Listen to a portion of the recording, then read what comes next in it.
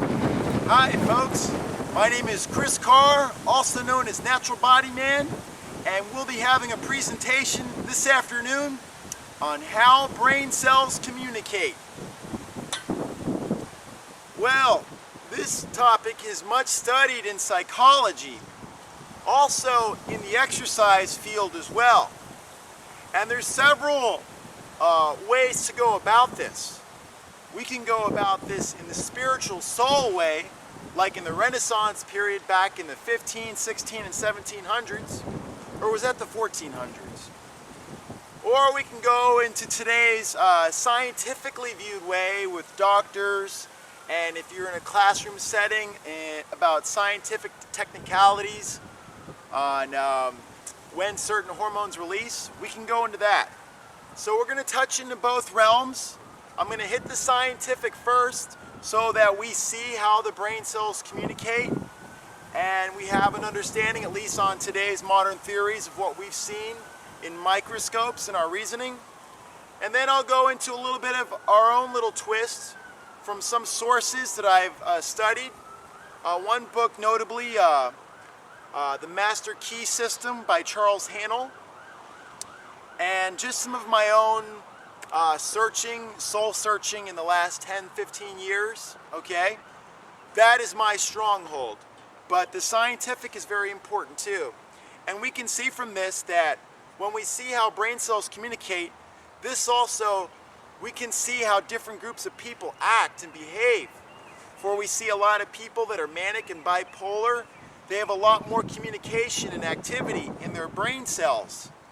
And from one brain cell exchanging information to another at a much faster pace. So therefore, we say that they have a psychiatric diagnosis, since they're not like the majority of the normal people. Same thing with schizophrenics, same thing with people with anxiety disorder, and it's just a different thing. But scientifically, we have our brain cells, and they will exchange messages in our brain. We call them neurons. We have a pre-neuron and a post-neuron. The pre-neuron will have the messenger, which we usually call a neurotransmitter, which is the information that is being sent. And it goes from one neuron to another. So from a presynaptic neuron to a postsynaptic neuron. Okay? This is a basic description of what happens. I've studied this in many classes at the Exercise Science and Health Wellness Promotion undergraduate degree and graduate program in strength and conditioning. We can also see a number of these. I have a psychiatrist, and I've been explained to this to some decent detail with him in the years in the past, along with my also searching too. We have calcium is released. Calcium initiates contraction and also an exchange of messages. And as calcium is released, a neurotransmitter travels down the presynaptic neuron. Calcium is released, and this is what happens. It's called a depolarization. The body is basically, the mind is contracting. It's releasing, and it releases this neurotransmitter into the space in between the presynaptic neuron and the postsynaptic neuron. That is known as the synapse, and we call this energy process released by excitosis. So, as it leaves and binds onto the postsynaptic neuron, we call this, the surface, a motor end plate. And there's a little attachment there, and it needs to go into this specific attachment called a niconic receptor. Now, as this neuron is transmitting across a synapse, sodium, which is salt in the body, is released. Okay? When it reaches, then potassium is released from the postsynaptic. As potassium is released, the messages are exchanged on the neuron. And then the messages aggregate to more fibers around and more neurons.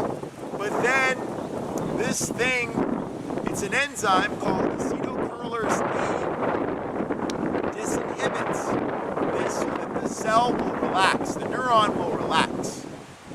it's called a repolarization. And as that happens, it breaks off this neurotransmitter into two parts. One called choline and another one called acetate. Okay? The acetate dies off, and the choline goes back to the presynaptic neuron so that that can repolarize. And when they are relaxed, which is during repolarization, they are able again to receive new messages, okay, from the other neurons. So we can think more. So we can think, we can act, we can reason, we can say words, we can think ideas, they can manifest into an emotion. All right? So that is the way we exchange information.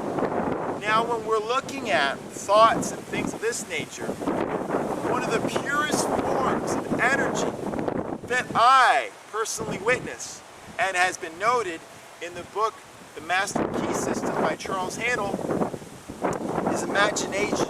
It's the purest, strongest energy that we have. It's a thought, most creative, most powerful. And as we have this imagination and build thoughts, then the thoughts, and this takes physical changes in the brain. It changes the exchange of the neurons. It goes, the neurotransmitters start sending messages. And when we're excited, enthused, we exchange more of these thoughts. When we're depressed, lazy, and sad, we have a lower neurotransmitter. The brain cells are acting lower in each other. That's why someone who is bipolar mania on the downside will be sad, confused, not thinking much. Okay? And everybody, like 66%, the majority of the people, always have their brain cells firing at a certain rate. And they would be called normal people. But the ones outside that are outside that standard deviation. Okay? And they are the exceptions. They're no less of people, and they're really no dumber. If you've ever tried any drugs before, or alcohol, you will see that this will disinhibit. The depressant drugs like alcohol will make you fire slower, while the more speedy drugs like cocaine, crack, acid, they'll have you hallucinate after a while. You'll hallucinate and you'll be at a much higher wave frequency. And in my theory, you will be inside a different world. We know this world is our world here, but you may see things that other people will not see that exist, that could exist.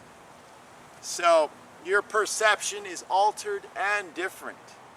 And a lot of times by taking in these chemicals, it releases and ignites really are chemicals that are within inside us, and it releases them at a much higher proportion than we normally have at a normal resting state, eating vegetables and fruits and drinking water. Okay? But it's very interesting to see because, you know, imagination and thought, they collectively turn into ideas and they manifest into physical emotions. Because we can start crying if we're sad through these thoughts, or we can start laughing profusely. We're getting pumped up, you know? And these emotions are physical. And believe it or not, we've seen, especially in several different books, especially about metaphysics, how when we change and when we give attention to something, when we focus on something, we change the physical properties of whatever we're looking at. If I'm looking into the camera right now, I actually may be changing how the atoms are arranged in there, the electrons, the protons, the neutrons, by me giving it attention. I am an energy source, a human, a pretty big freaking energy source. And we have created, not so much created, but we have molded all these substances together, concrete and steel, and put these things together. How? Through our imagination. And we have been able to create the fiction out of science fiction. And also as we give awareness and we give attention to these things that we're exhibiting, it changes it. And after a while, we can attract the conditions, our ideals, which we desire, which is a nice big thing. It's fulfilling. Sometimes it works different in different ways. And I can only speak for myself. I cannot speak for you. We are all different. We all have our strengths in certain areas, our weaknesses in certain areas. And I truly believe each and every one of us is the best in one thing than anybody else in this whole world. Each of us has our own individual talent. Well, I thank you for joining me today. It's a nice day here in sunny Florida. This is a fun swing. I love being a little kid and swinging.